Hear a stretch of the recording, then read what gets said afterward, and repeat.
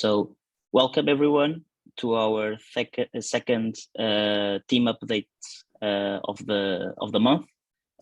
Usually we start on the last week, but above that we also have the follow-ups, the hot topics, and the priorities of each person of the team that you can check on our Notion.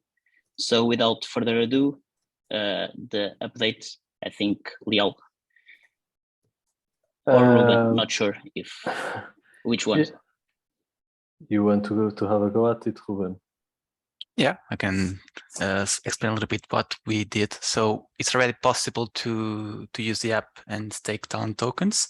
So we fixed that.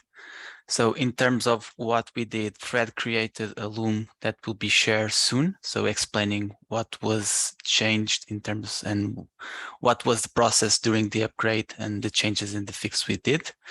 And yeah, basically, I think that's it. So we found this through our bug bounty program with Immunefi, which we are happy to have right now.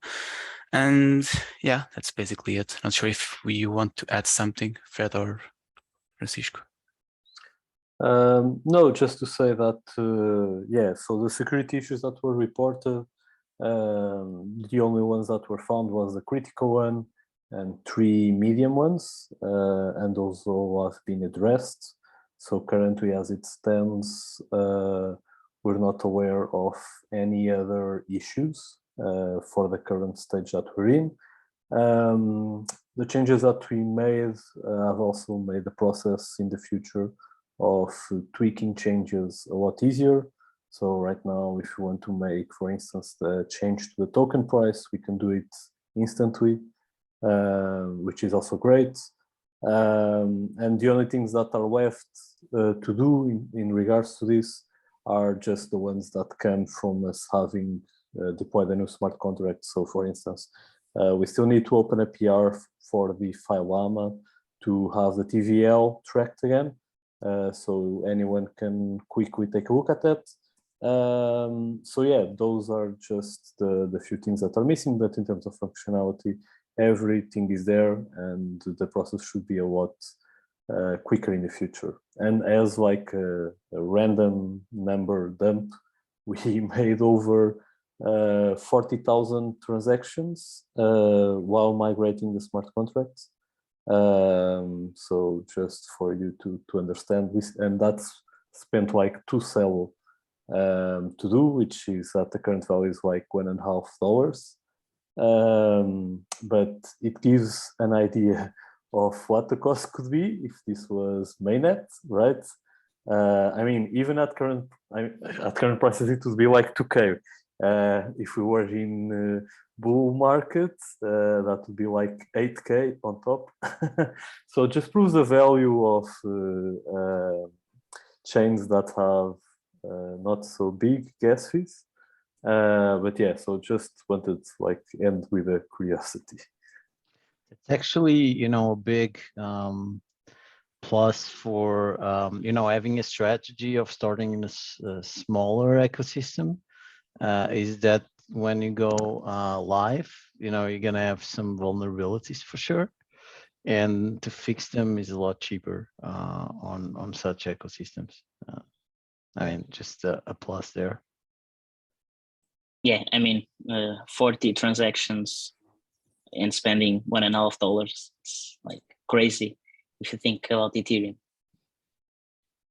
So perfect. That's done. Flip about denights. Yeah, just a quick mention that we had another successful denights last Friday. Always good to kind of to meet people in person. We actually met a few more kind of talents that I never met in person. One of them was Tolga from Turkey that, yeah, just appear there, and always good when people come to you and say they have a token and they like what we're doing, and kind of people with kind of real people, not just bots. And also it was kind of a very frugal denights. I mean, it cost us 200 euros to organize. I mean, it was 400 or maybe 500 with VAT in total, but we divided with wall ID. So yeah, was a good one. Perfect. More. Yeah, it's me again. Yeah. Also, quick announcement about Talent House. We already have our Mexico winners. And also a learning, which is, we learned that since ETH Mexico City is just a hackathon, there's no conference like we have in Paris or in Bogota. In Lisbon, theoretically, it's just also hackathon, it's Lisbon, but since there's Web Summit and other events, there's more appeal. And what we found is that for Mexico City, there was less interest to participate. Even some people that won were asking, can I go to Lisbon instead of Mexico City? Which was interesting learning, of course. Of course, the city itself makes a difference. So going to Paris or Lisbon is different than going to Mexico City, apparently. And also the event itself. So smaller events will have less appeal. But I think it will be interesting for us to see what we can do with smaller events. Maybe we can do more interesting stuff at the house. But yeah, more news about this soon. Cool. Now I have 3 quick requests. This was something that we were talking about in the marketing team last week, but especially I mean, Sara does a lot of different stuff, including, of course, Twitter, but having good examples and good benchmark of new things we could be doing, new types of content, would kind of help our, kind of doing our job better. So every time you come across any tweet, any idea that you think might be, can be replicated by us, that we can copy, just kind of share those in the marketing channel. It can be a tweet, it can be a campaign, whatever. But yeah, just having this in the back of your mind every time you see something that's cool by other brand, crypto or not, just share it with us. The second request, I was reviewing the emails with Sara last week, and I remember that one of the emails we haven't had a chance to implement yet, kind of the digest, the bi-weekly digest, will be good kind of short-term fix to our engagement problems. So since kind of with the bear market, people started, of course, they started investing in other people. And so if they don't support other people, that means that people don't get notifications saying they have new supporters. So most people, and since what you can do in the platform now is very limited, so basically you can buy tokens. That's kind of the core thing you can do. That triggers a notification, and if that stopped, means that most people are not getting email notifications, which means they don't have a reason to go back to the platform, and they don't log in again. So this bi-weekly digest could be a good way of getting more people back to the platform. Of course, they still might not have new supporters, but we can, in the email, I think we mentioned kind of new talent in the platform and other stuff that's less dependent on investments. So it's just a request to kind of try to see if we can, I think Ruben has been working in the emails, but just to check when it is planned and reminding that it can have an impact on engagement. Yeah, you should expecting for next Thursday. Okay, cool. To be live. The question I have here, just a quick to understand if you think bi-weekly is a good periodicity or regularity to send this. The thinking here was that weekly might be a bit too much and too annoying, and we might not have that many new things to show every week, but monthly might be also too long. But yeah, but I think I'm split between bi-weekly or monthly at this point, at least.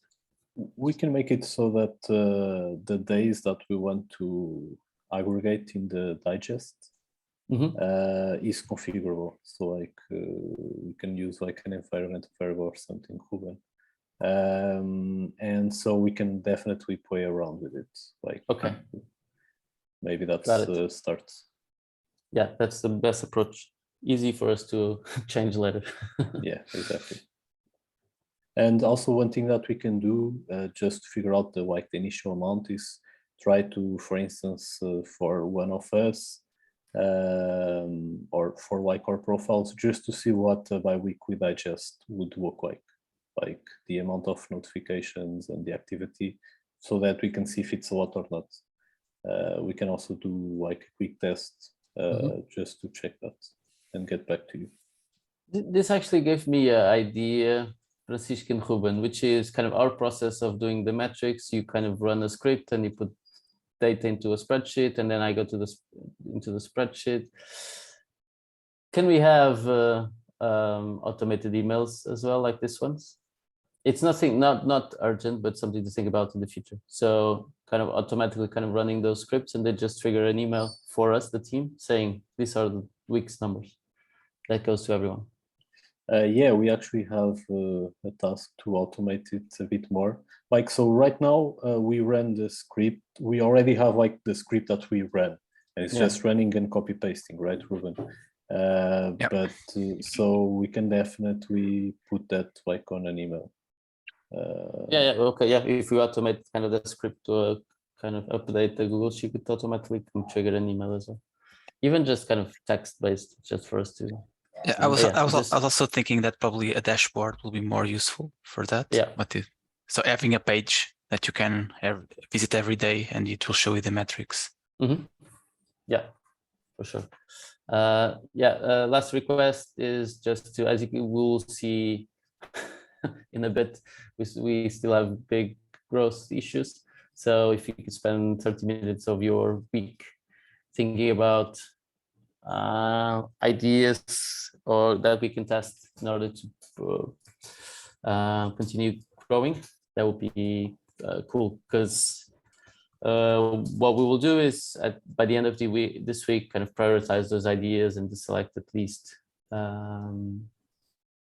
one or two to implement ASAP this week. Cool. Thanks. So Pedro, community call. Yeah, I mean, the last week we had a lot of engagement, so that was really cool.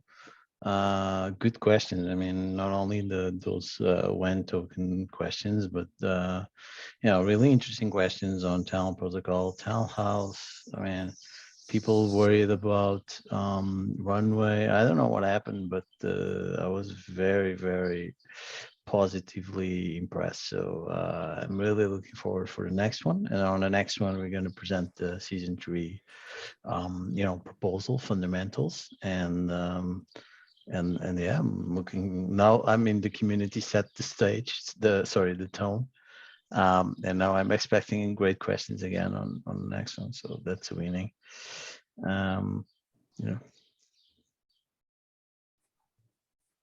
Great. So the Talent House brunch. I mean, Protocol Labs. This guys just keep giving, and we asked. We had a few other people. A couple other entities also interested in sponsoring the brunch, but Protocol Labs, they were faster, and they just bought it. So it's good to have partners like this. Really, I mean, I'm very, very happy, about this. Small things, but small things matter a lot. For sure.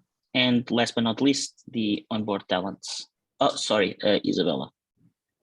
Once Protocol Labs is sponsoring the talent brunch, do we need to tweak anything related on communication, design, or it's just? Yeah. I still haven't had the call with them. I'll have a call with them, and let's show some love back. Okay. Yeah, we'll do whatever is possible in the week's notice. One thing I'm already doing is trying to improve the quality of the food and drinks. Okay. Awesome. So onboard talents. Yeah, I mean, this is I've done a few.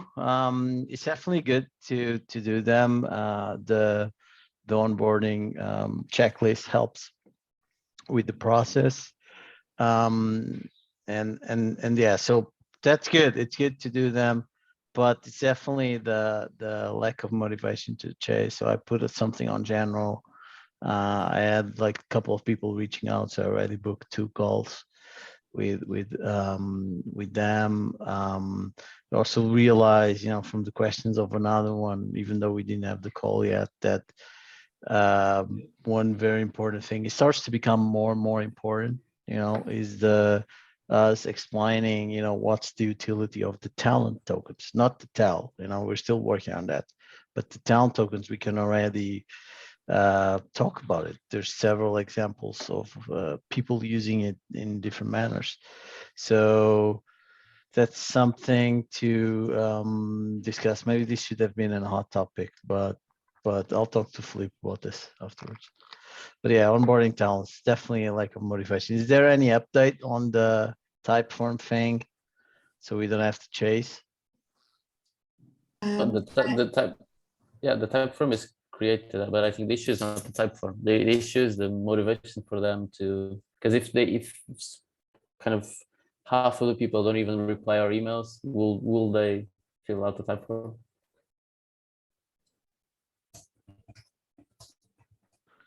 Okay, but so why did we do a Typeform in the first place if we don't believe that? No, I mean the problem with sorry, Isabel, interrupting you. I think the problem we're trying to solve last week is that the bureaucracy. So instead of us needing to send emails and kind of schedule things and then people miss it, it's just okay. If you want to do it, just use this type form and book it. But I think there's 2 problems. There's the bureaucracy of kind of chasing people and setting the time and all of the emails back and forth, and there's the problem before that, which is motivation. Just why should I do a call? But I already had people who wanted to do a call with me. Okay. And even if I chase them or I public announce it, there's a few people coming through. But that's expected, you know, it's just the chasing, you know, like they're not exactly I didn't ask a question on this one. I just said this was a challenge, but you're not exactly making me feel very comfortable with that this challenge would get sorted. So I'll expect this challenge not to get sorted. Is that it?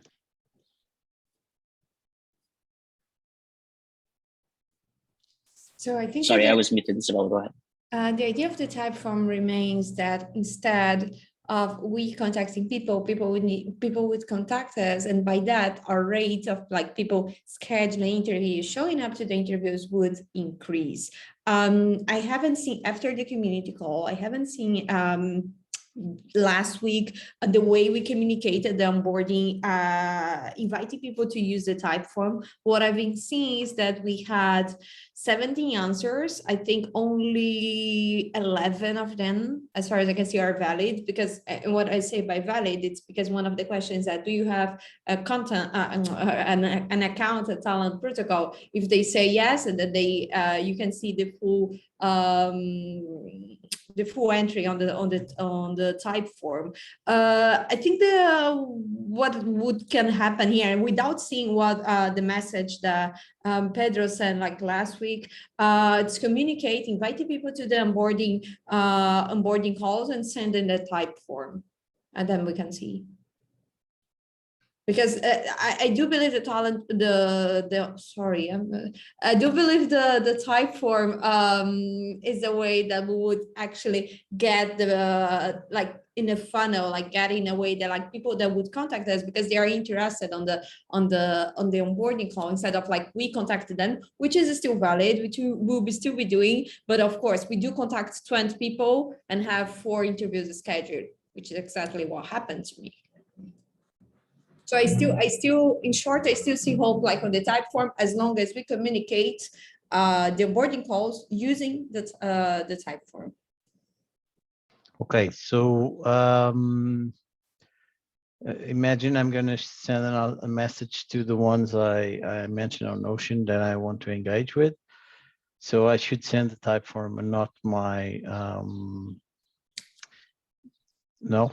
So No, send your Calendly straight away. The type form, okay. let's say, for the people that we haven't contacted. So the type form, it's like for share on Telegram, on Discord, on, yeah, even, I mean, maybe Twitter as well, but like the person needs, I mean, there is always like a question that's a gate and like people has an account or not. So the type form is, let's say, for the people that we are not contacting, but they want them to come to us. Yeah, I'm asking mine, you know, what's their username on Talent Protocol, but then I'm finding it hard to search for them on the talent database. So 2 of them, they just started building their account, and then I cannot find them there. So maybe there's a sync problem there, but I'll sort that out later. There's not a sync problem because only talent people are there. Only people that applied for the token. Otherwise, we'll have 150,000 users.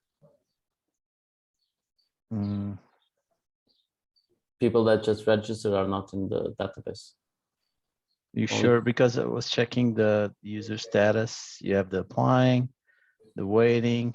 Yeah, so approved, only and people, the talent. Talent only means people already launched. Only Okay. people that applied to launch are in that database. So okay, then how do I track people who haven't on the onboarding calls? Because I'm having calls also with people. Just add the notes on the quick notes, and when they apply, they should appear there. On the quick notes, how do I do that? What? Just create a quick note with the name of the person, the username. That's it? Okay. Yeah, this, guys, my whole comment is this process is a bit not fully functional, but you know, it's a second week, so I'll try to help by making some more useful comments. Right now, it's just a challenge. It's not really productive. It's not working for me. I want to help people get them on board, but it's not working for me. And if it's not working for me, even then when I go on a call, I'm like, yeah, fuck this, you know, like it's not really motivating. And the feeling should be, fuck yeah, I want to go on this call. That should be the feeling. And right now it's not. It's like not the opposite, but it's going towards the opposite. It should be going this way. So I'll think more ways how to do this. I'll come back to you guys. But in my opinion, the key is motivation, not process. The thing is, we're the ones motivated to do the calls, and they're accepting we're the ones pursuing, and we should be talking with people motivated to be talking with us. But they're hard to find, I guess. If they are I had a few, you too, Isabella too. I mean, from the ones you have a call already. So you had how many people you on board? 4, I did 2. Isabella, the rest of the people, they have access. So I have no idea how many you onboarded. And also if you go down, Fred, if you go down to the onboarding, you're not there, Ruben is not there.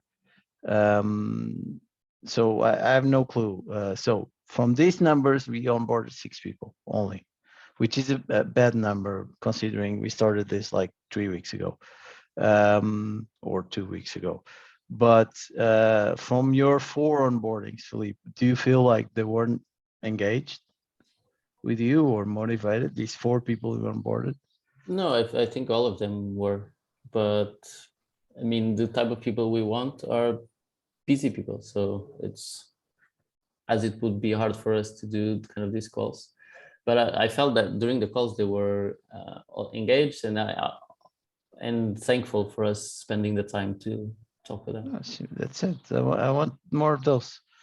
Yeah. I'll think about this, you know, like because I know I just put this, apologies that on this call I asked a lot of questions.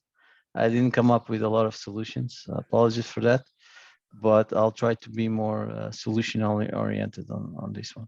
Yeah, the solution is what you proposed last week. Is there needs to be someone doing the chasing. That's it. Go ahead, Sarah.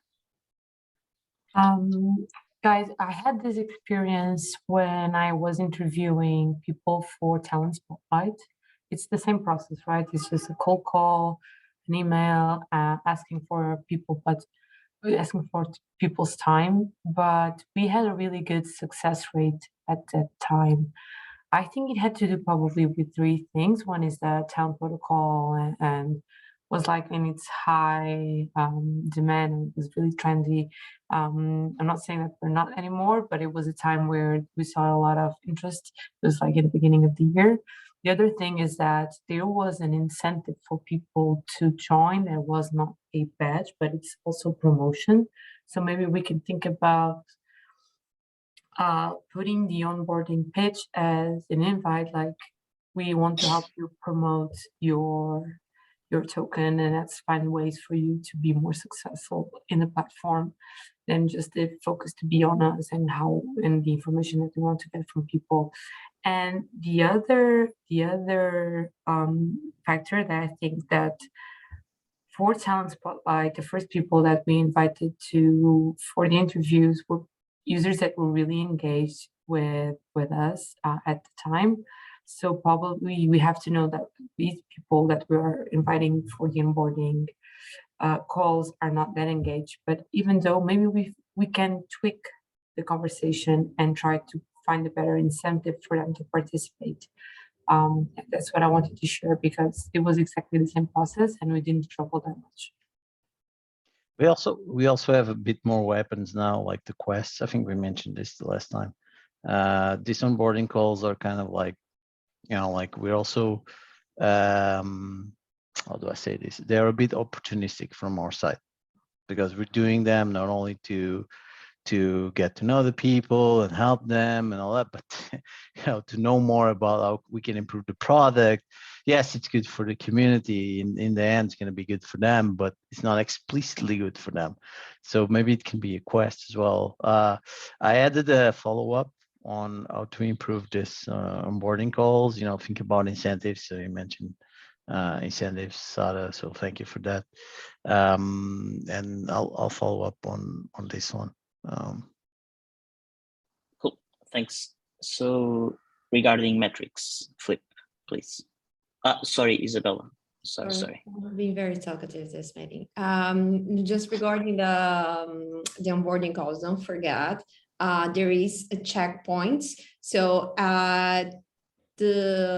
actually Ruben and Fred, they are excluded in the checkpoint below this of this document because they only need to do one interview, or they can do more, but it's only mandatory one interview for them. For the six of us that are there, we would need to do 3 interviews by July 22nd. So in 11 days, you have to have at least 3 interviews done. And then after that, if we're already done with your interviews, if we're done more, even better, you need to create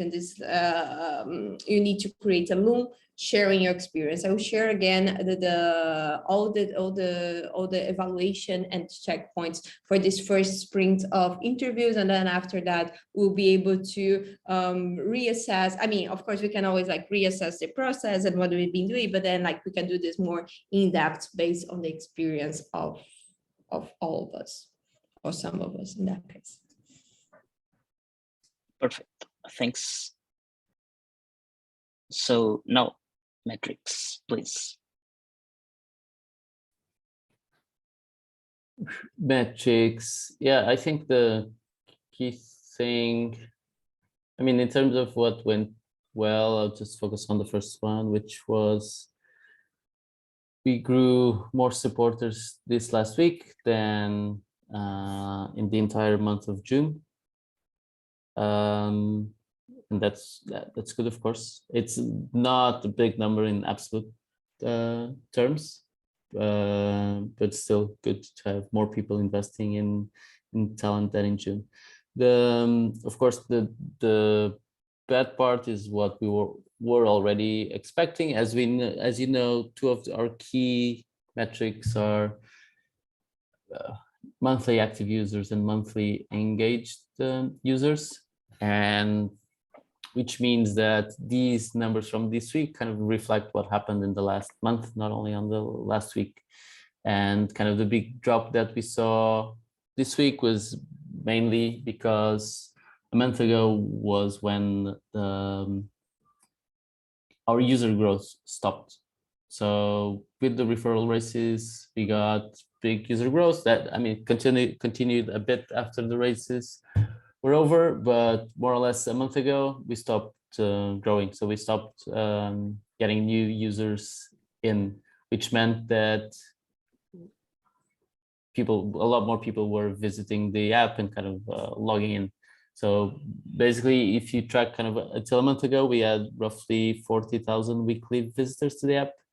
And in the last month, that number is less than 1,000 a week. And so people are not coming back to the app. Of course, we expected this because a lot of people just logged in and created the account and never came back, but also other people that were probably used the app more than once also stopped coming back the last month, which means that now kind of the number we have for active users is roughly 1% of total users, and engagement rate, engaged users also below 1%. So roughly between 1,000 and 2,000 people are still actively using the app. Pedro, go ahead. Yeah, I remember several weeks ago, I asked you if you thought the bottom was we hit the bottom, and you know, like we founders, people in Web3, we tend to be positive. I don't remember exactly your answer then, but I think it was, no, we're gonna do well. My personal feeling, I think I shared it then, was I think we're gonna drop a lot more before we stand. I think we're close to the bottom, okay? Because all of this was the hype from the races, all of that. And I think now we're hitting the bottom. So the good thing about the bottom is that it can, if it is the bottom, is that you can start thinking about it going up. Okay, that's it. So I'm looking at the up part, you know, the quests, the increase in talent token application, even though only 2 of them launched, and the growth in supports, even though we had a huge incident that stopped people buying talent tokens. But yeah, maybe the upside is giving me indications that, yeah, maybe we hit the bottom now. We needed to, because our numbers were like too crazy. And now it's only time to grow. The only question, like I have 2 asks for the core team and everyone listening is, number 1, this is part of building a product, especially building a product in the crypto world. It's crazy. So don't you know, think about it, oh, you know, we're all gonna die kind of thing. No, it's not like that. And the second thing is, like, try to look at the left-hand side and see, okay, what can we do else more to increase those numbers, and things like the level up program, things like the improvements we've been making on quests. You know, those are the things we need to be focusing right now. The onboardings as well, which we talked. So those are the things that we need to focus on. So I wasn't surprised. I wasn't pissed off. I wasn't feeling negative about it. I was more like feeling interesting that it took us like one month to get there. And as Philippe said there, it's urgent to start working on a few growth ideas, because, you know, we need to keep growing. And you already made the request, so I won't insist anymore, but yeah, drop by that page and drop your ideas. Yeah. Liel, go ahead. Yeah, so one thing that I just want to say in regards to this is that the bright side that I see is that this number is still above like the total number of supporters, and even looking at all the wallets that were connected to our application, like only less than 2,000 had or still have funds in them. So that also means that we might be seeing like that the users that are connecting now are kind of like our super fans, right? And so it's a good opportunity to also now just keep building on those and finding more of those as well. Because yeah, I think that the numbers that we were at before were very inflated by the referral races and the bull market, but I mean, we had a half-baked product. I'm being very positive when I say half, you know, for those numbers. Yeah, Flip, go ahead. Yeah, I would just want to add some last comments, which is, I mean, we already had identified the problem in our retreat. This is just the numbers take a while to get to that point because we're tracking monthly numbers. But the problem we had identified, which is we kind of our MVP, our first product, is focused a lot on kind of financial utility. So it's investing in someone, kind of that's the core thing. And of course, in the bear market, our platform has almost no utility. So if you're not investing and you're not willing to spend money, there's not much you can really do. So it's natural, and we're already working on ways of solving this, kind of on that social layer, or giving people more stuff to do besides in buying and selling and staking and investing in tokens. But of course that takes a while, and I really like kind of Francisco's approach on this. This is a great way to identify who our kind of true fans are, and let's make sure we work with them in kind of the next iterations and next stages. One thing, just to wrap it up. So I added on the follow-up. So if you can go up a little bit, Fred, which is explaining our users the Talon tokens functionality. So we kind of like go from that mindset of you can only go there and buy Talon tokens to, you know, you can launch your token and you can do a bunch of things with your token when you launch, and start communicating this. I'll try to create something on this one, but I'll talk to you, Flip, about these last two, onboarding calls and Talon tokens functionality. Perfect. So thanks to everyone listening, and till next week.